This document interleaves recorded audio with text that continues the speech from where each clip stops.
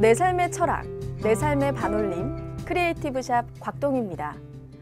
엉뚱하고 유쾌한 사건으로 바라보는 우리 사회의 진실, 인생 우화입니다.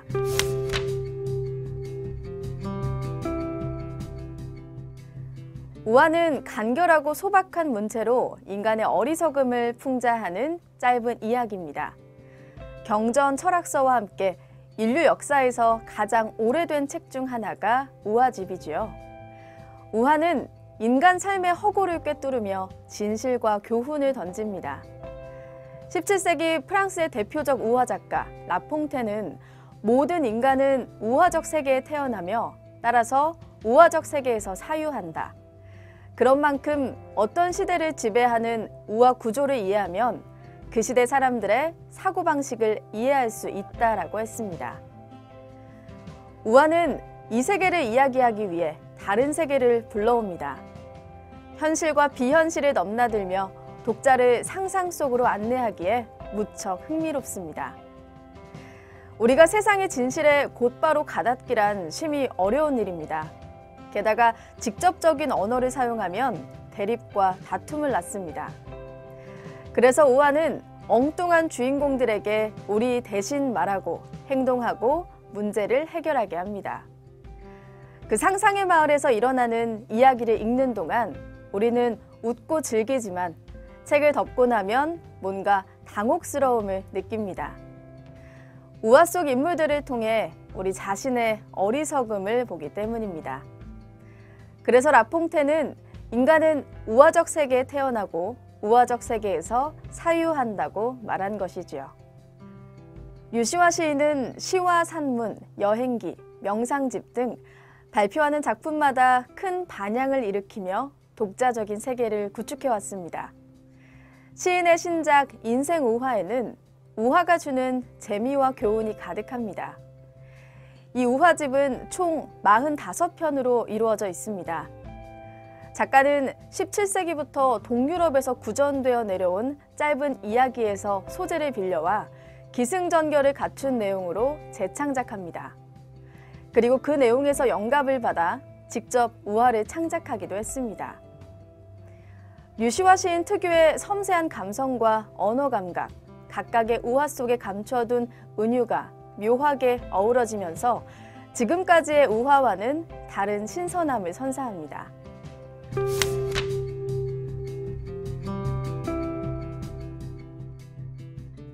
인생 우화는 자신들이 세상에서 가장 지혜로운 사람들이라고 믿는 바보들의 마을, 해움에서 일어난 이야기입니다.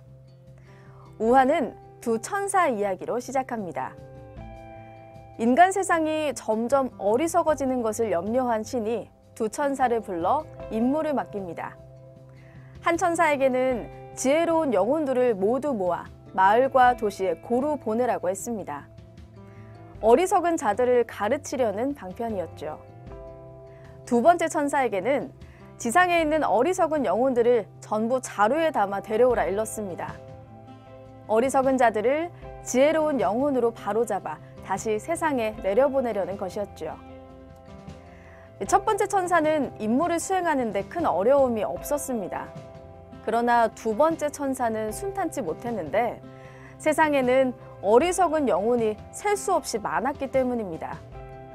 그들을 자루에 넣는 일도 쉽지 않았습니다. 많은 시간과 노력을 들여 힘들게 자루에 담았지만 무게 때문에 제대로 날 수가 없었죠. 결국 자루 밑이 키 큰 소나무의 뾰족한 솔잎에 걸려 찢어지고 말았습니다. 그 순간 자루 안에 있던 영혼들이 일제히 쏟아져 산 아래로 굴러떨어졌죠. 그렇게 해서 세상의 모든 바보가 한 장소에 모여 살게 되었는데 그 마을이 해움입니다. 해움은 마을이라고 하기에는 크고 도시라고 하기에는 작은 은행과 영화관과 도서관과 관공서와 소방서와 같은 중요한 시설을 제외하고는 모든 것이 다 있는 그런 곳입니다. 해움 사람들은 자신들이 세상에서 가장 지혜롭다고 자부하며 세상 사람들이 자신들을 바보라고 부르는 것에 개의치 않았습니다. 그들 자신이 어디에서 왔는지 말할 때면 그들은 하늘에서 떨어졌다라고 말하곤 했습니다. 해움 사람들은 자신이 사는 마을을 사랑했습니다.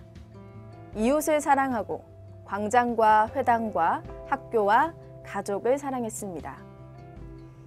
그리고 무엇보다 자신들의 특별한 지혜를 자랑스러워했습니다.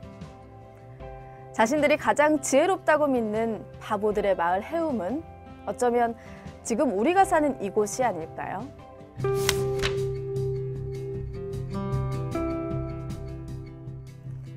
해움에 사는 사람들은 지혜로운 현자 7을 뽑아 의회를 구성하고 어려운 문제가 생길 때마다 해결책을 마련합니다. 하지만 실제로는 그 7명의 현자가 더 어리석은 자들이라는 사실이 이야기에서 드러납니다. 마을에 홍수가 발생해 위기가 닥친 상황입니다. 현자들이 모여 회의를 시작합니다. 여러 사람이 사태의 심각성을 우려하는데 베렉이라는 현자는 이렇게 말합니다. 물이 없어 갈증으로 죽어가고 농사조차 짓지 못하는 다른 지역을 생각해 보세요. 그들에 비하면 우리는 신의 축복을 누리는 겁니다. 그는 이렇게 다른 사람을 설득합니다. 그리고 의회에서 위기라는 단어의 사용을 금지하고 대신 위기를 축복받은 환경으로 바꿔 부르기로 합니다. 위기라는 단어를 사용하지 않자 해움은 다시 평화를 되찾습니다. 길이 물에 잠겨 마차가 다닐 수 없고 채소가 밭에서 썩어나가기 시작하고 가축은 병들어갔습니다. 그러나 아무도 위기라고 말할 수 없었습니다. 급기야 자신들이 가장 소중하게 여기는 안식일에 생선을 먹지 못하게 되리라는 것을 깨닫습니다. 축복받은 환경이 너무 지나쳐 위기처럼 느껴진다는 볼멘 소리가 터져나오게 됩니다. 의회는 사람들의 불만을 해결하기 위해 밀가루로 물고기 모양의 빵을 만들어 나눠주기로 합니다. 목수들은 각 가정의 식탁을 뗏목으로 만들어 사람들이 안전하게 회당으로 올 수 있게 해주겠다고 제의합니다. 이 모든 준비가 끝나갈 무렵 물이 전부 사라집니다. 이제 의회는 자신들이 내린 결정이 비난받을 것을 우려합니다. 이때 여인숙 주인이 지금이 바로 진짜 위기 상황이라고 알리자고 제안합니다. 이 상황이 나아진 것 같지만 언제 비가 또 내려 강이 넘칠지 모르는 드러나지 않은 위기가 더 심각한 위기라고 주장한 것이죠. 의회는 이 주장을 받아들여 다시 위기라는 단어의 사용을 허용합니다. 이후 해오의 사람들은 오늘날까지도 잠재된 위기 상황에 대비해 안식일에 붕어빵을 먹고 식탁으로 만든 뗏목 위를 걸어 회당에 가는 전통을 이어오고 있다고 합니다. 이번에는 가뭄으로 인해 물 부족 사태가 벌어지자 하임이라는 현자가 말합니다. 이제부터 나무를 비라고 부르기로 합시다. 그리고 비는 나무라고 부릅시다. 자, 주위를 둘러보세요. 무엇이 보입니까? 비가 보이지 않습니까? 이것도 앞의 이야기와 맥락이 흡사합니다. 그의 말에 모두가 이렇게 말합니다. 우리는 온통 비에 둘러싸여 있어요. 이제 지긋지긋한 가뭄이 끝났어요. 합창하듯 외치는 주민들의 모습은 왠지 모를 당혹감을 느끼게 합니다. 그들은 비가 내려 강이 넘쳤을 때 현자 하임의 문제 해결 방식에 따라 비를 나무라고 부르며 마음을 놓았죠. 해움 마을의 현자들과 그를 따르는 마을 사람들의 모습에서 우리 시대의 부조리를 읽어내는 것은 어렵지 않을 듯합니다. 우리가 사는 이곳이 또 다른 해움은 아닌가요?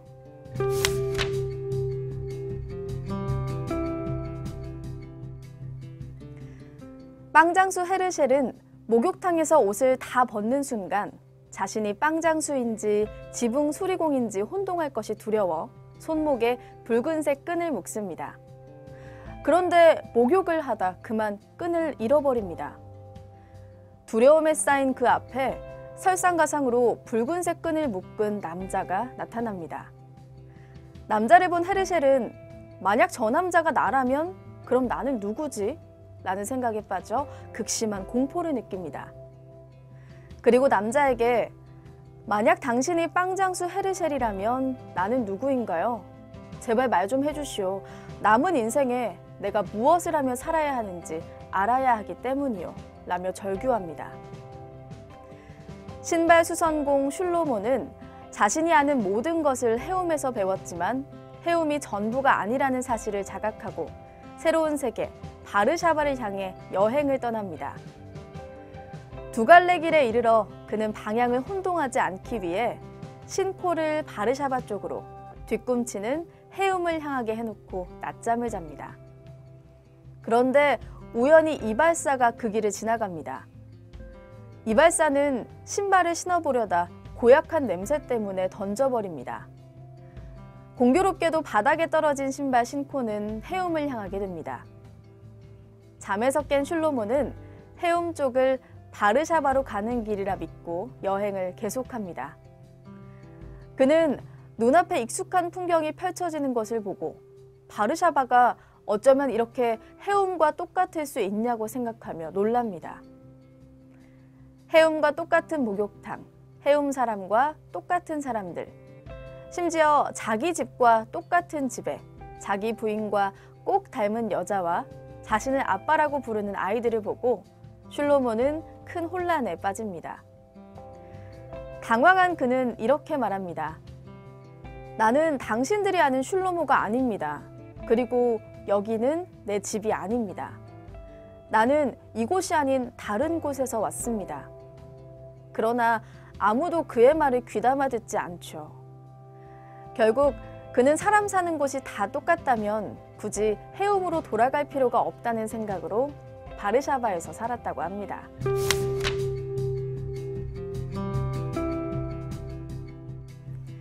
인생 우화에는 실수로 창문을 만들지 않은 캄캄한 교회당을 밝히기 위해 손바닥으로 햇빛을 나르는 신도들, 해시계가 눈비에 손상될 것을 염려해 지붕을 만들어 하늘을 가리는 사람들, 진실을 구하러 다른 도시에 갔다가 속임에 빠져 구린내 나는 오모를 한 통 사와서 진실은 구리다고 고개를 끄덕이는 이들의 이야기가 있습니다.